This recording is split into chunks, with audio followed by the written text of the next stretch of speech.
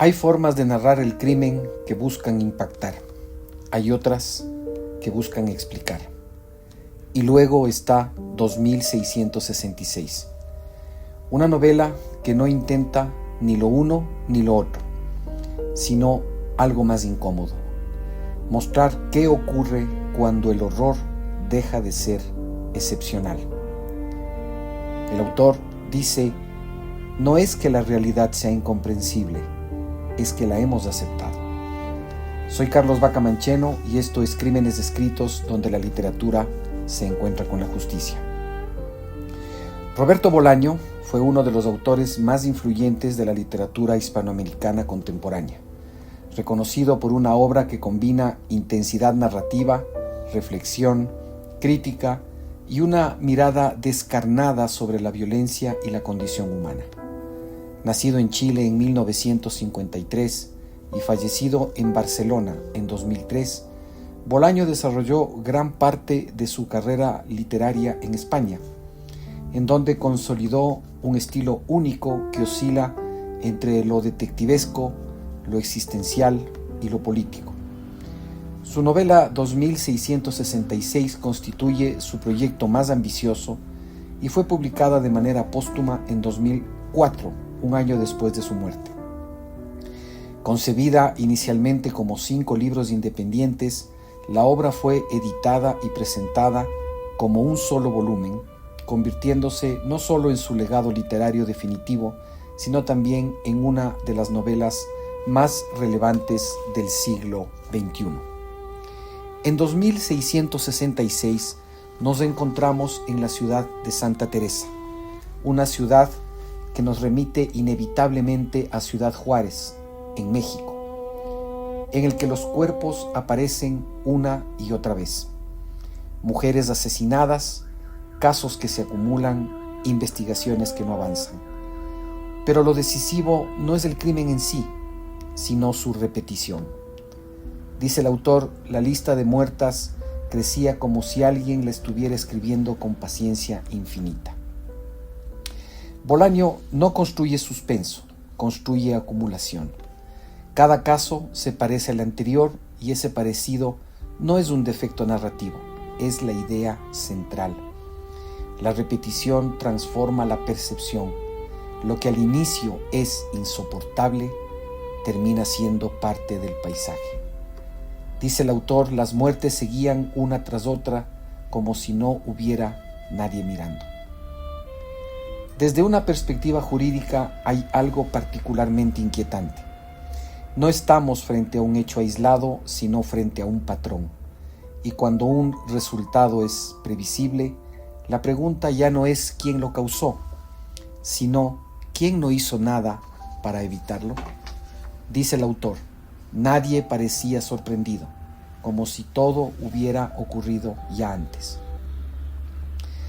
En 2666 el Estado aparece, pero no actúa. Investiga sin resultados, registra sin consecuencias, presencia sin intervención. ¿Puede el derecho seguir pensando la responsabilidad solo en términos de acción cuando la omisión produce efectos sistemáticos? El autor dice: la policía anotaba, archivaba y luego olvidaba. Hay un punto en el que la ausencia de respuesta institucional deja de ser un problema técnico y se convierte en un mensaje. Un crimen sin sanción reiterada no es solo impunidad, es una forma de autorización implícita. Por eso el autor señala que los expedientes se acumulaban como si su destino fuera el polvo. Pero en 2666 no solo se expone un sistema, también se expone al lector, porque la experiencia de lectura cambia. Al inicio, cada caso impacta, después se confunden, finalmente se normalizan. Y ese desplazamiento no ocurre en la historia, ocurre en quien la lee. Por eso el autor señala que al principio cada muerte parecía única, luego todas comenzaron a parecer la misma. En 2666 La acumulación de crímenes no solo construye una narrativa, sino que revela un mecanismo inquietante: la normalización progresiva de la violencia. En ese mismo patrón puede observarse hoy en varios países latinoamericanos, donde los homicidios, las desapariciones, los robos y otras formas de criminalidad dejan de ser hechos excepcionales para integrarse a la vida cotidiana. La repetición constante erosiona la capacidad de asombro y transforma la percepción social del delito, generando una especie de acostumbramiento colectivo. En ese contexto, la violencia ya no solo se mide por su intensidad, sino por su permanencia. Lo verdaderamente alarmante no es solo que ocurra, sino que ocurra todos los días, sin alterar de manera significativa la rutina social. Así, el paralelismo con la novela no radica únicamente en la existencia del crimen, sino en el efecto más profundo que éste produce: una sociedad que poco a poco aprende a convivir y aprende a establecer como normal aquello que debería resultar intolerable. Tal vez esa es la operación más radical de la novela: no explicar el crimen, sino mostrar cómo dejamos de reaccionar frente a él. En ese sentido, 2666 es una novela que no se centra en asesinatos.